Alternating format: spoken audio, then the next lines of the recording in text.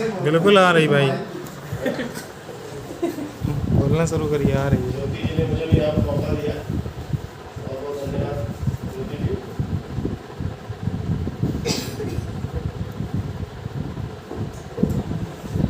यहाँ पे बहुत सी कलाएं देखी गई, कुछ मुझे हुए कलाकार लगे, कुछ अपने मन को हल्का करते हुए दिखे। उसी कड़ी में मैं भी खड़ा हूँ और बूस्ट कर दिया भाई। मैं भी सोच रहा हूँ कि कुछ माहौल को हल्का किया जाए और थोड़ा सा आप लोगों को हंसाया जाए। बिल्कुल। तो आज अंतर्राष्ट्रीय महिला दिवस भी है, 8 तारीख को 28 है। एक महीने बाद का माहौल है। एक महीने पहले आपको 3 महीने की एक महिला का दर्द है, उसे ही सुनाने की कोशिश करूंगा। थोड़ा हास्य में है, आनंद लीजिए। बिल्कुल। अनुराग, आप तक आवाज जा रही है ना? बिल्कुल।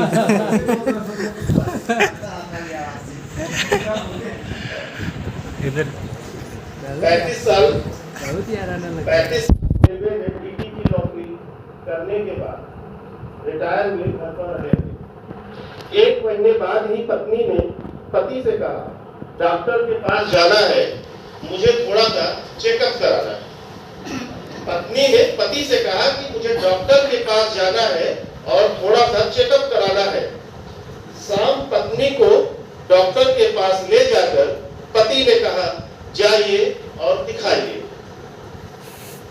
उसने रोनी सी सूरत बनाकर कहा, आप आगे आइए, मेरा तो बहाना था, दरअसल आपको ही दिखाना था।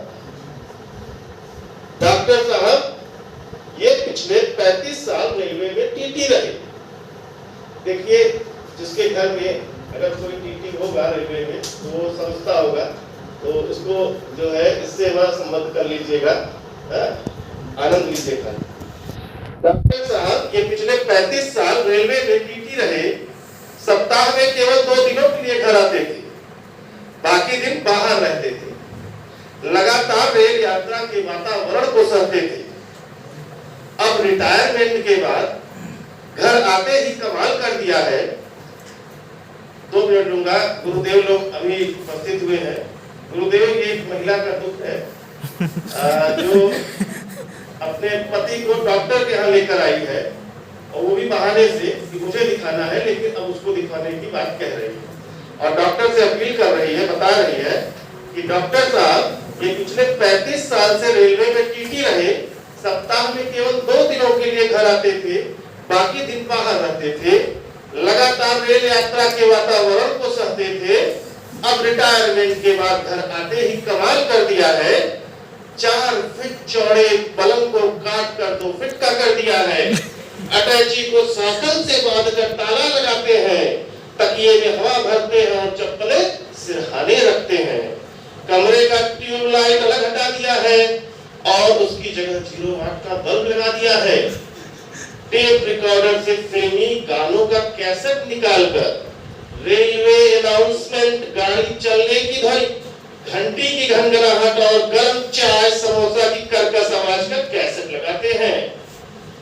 मूंगफली के छिलके और बीड़ी सिगरेट के टुकड़े पलंग के चारों ओर फैलाते हैं। मैं तो रात भर जागती हूँ और ये आराम से सो जाते हैं। पता नहीं कैसी जिंदगी जीते हैं, कप में चाय दो तो कुल्हड़ में पी जाते हैं। एक रात मेहमान आए तो मैंने इन्हें जगाया। इन्होंने करवट बदली और मेरे हाथ में ट्रेन का टिकट और 100 रुपए का नोट थमाया। मैंने कहा, ये क्या है? तो बोले, रसीद नहीं बनाना, इंदौर आए तो ख्याल से उठाना। पिताजी से दहेज में मिला सोफा सेट आधे दामों में बेच आए हैं। बदले में 2 सीमेंट की बेंच खरीद लाए हैं। बेडरूम में लगी पेंटिंग्स को अलग कर दिया है, उनकी जगह भारतीय रेल आपकी अपनी संपत्ति है, जंजीर खींचना मना है, लिखवा दिया है। एक रात इनके पास आकर बैठी, इन्होंने पांव मोड़े और कहा, आइए आइए, आराम से बैठिए। डॉक्टर साहब, बताने में शर्म आती है, पर आपसे क्या छिपाना। इन्होंने मुझसे पूछा, बहन जी आपको कहाँ है जाना? डाइनिंग टेबल पर खाना खाने से मना करते हैं, पूड़ियां मिठाई के डिब्बे में और सब्जी को प्लास्टिक की थैली में भरते हैं। एक रात मेरे भाई और पिताजी आए, दोनों इनकी हरकत से बहुत लजाए। रात में भाई ने इनकी अटैची जरा सी खिसकाई। ये गुस्से में बोले, जंजीर खींचू, चोरी करते तुझे शर्म नहीं आई। सुबह सुबह बूढ़े पिताजी जल्दी उठकर नहाने जा रहे थे। बालकनी पर इनके पास वाली खिड़की से आ रहे थे। इन्होंने खिड़की से हाथ डालकर इन्हें जगाया। उन्होंने खिड़की से हाथ डालकर इन्हें जगाया। इन्होंने गुस्से में कहा, इस तरह से मत जगाओ, यहाँ कुछ नहीं मिलेगा, बाबा आगे जाओ।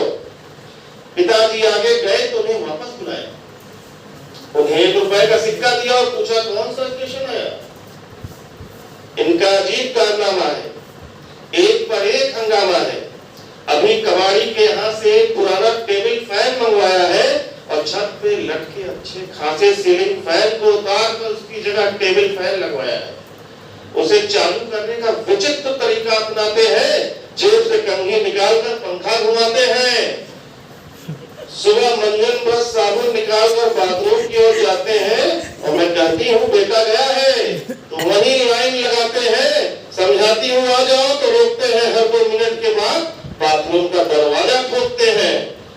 इन्होंने पूरे घर को सिर पर उठा लिया है। घर को वेटिंग रूम और बेडरूम को ट्रेन का कंपार्टमेंट बना दिया है। इनके साथ बाकी जिंदगी कैसे कटेगी, हम यह सोच कर डरते हैं और ये 7 जन्म की बात करते हैं।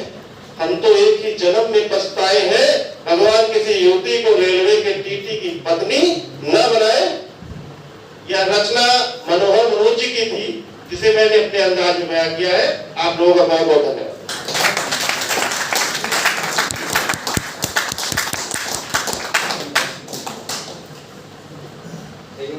अंबुज भैया जी, आपकी प्रस्तुति ने रेल की पूरी यात्रा करा दी।